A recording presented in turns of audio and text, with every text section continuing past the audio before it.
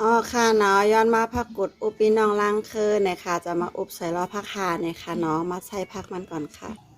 ซอยมะเขือส้มมะแข้งจ้างไว้จะไหนก็มาล่างกันค่ะเนาะเยี่ยวก็มาตำผักหมี่โพเผือกค่ะใส่มะเขือค่ะเยี่ยวก็มาตำมึงอ่อนๆค่ะจะอุบเตาถ่านเนี่ยค่ะเนาะน้ำหม้อเดือดก็ใส่น้ำมันค่ะอ่อนมองในก็ไล่เอาเนี่ยค่ะเนาะน้ำมันเหลือเดี๋ยวก็ใส่พองขมิ้นค่ะใส่มะเขือกับกระเทียมเยอะค่ะตำเลยค่ะ โค้งหอมๆค่ะเดี๋ยวก็ใส่ถั่วเน่าค่ะใส่เกลือค่ะเดี๋ยวก็ใส่ผงหวานค่ะ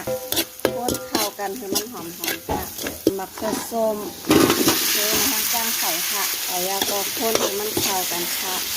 คนเข้ากันแล้วก็เอาน้ำใส่ค่ะตั้งโอนไว้ถึงลานเนี่ยค่ะเนาะลานเอากำก็จะมานอกค่ะโอนไปลานก็เข้าค่ะมาใส่ผักกูดก่อนกันนะคะเนาะโอนผักไปลานก็มาใส่ผักกูดกันเลยค่ะ เลิกพักยาวก็มาล้างน้ำกันนะคะเนาะล้างยาวก็จะยัดน้ำไว้นะคะนี่ค่ะเอาใส่ทรายยัดน้ำไว้ค่ะเนาะโอนที่เขาคัดตั้งไว้ก็มันลานนะก็เขาคัดก็มันนอกถึงแล้วนะคะเนาะ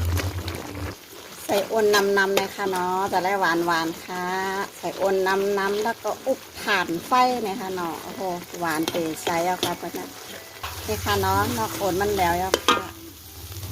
แล้วก็เอาผักเขียวใส่ค่ะย่อก็เกาคือมันเข้ากันค่ะเข้ากันย่อก็เนี่ยค่ะตอนไหนก็ไล่เอาเนี่ยค่ะเนาะสุกย่อก็มาตักใส่หวานกันค่ะนี่ค่ะรูปร่างหน้าตาเป็นเจ้าไหนในค่ะเนาะผักกูดอุบใส่แล้วผักคาในค่ะเนาะมังเจอก็จะห้องผักเขียวโคเนี่ยค่ะแล้วแต่ค่ะเนาะใครห้องสันก็ห้องนะคะเนาะมากินกับข้าวเจ้าอุ่นๆใหม่ๆกันดีกว่าค่ะ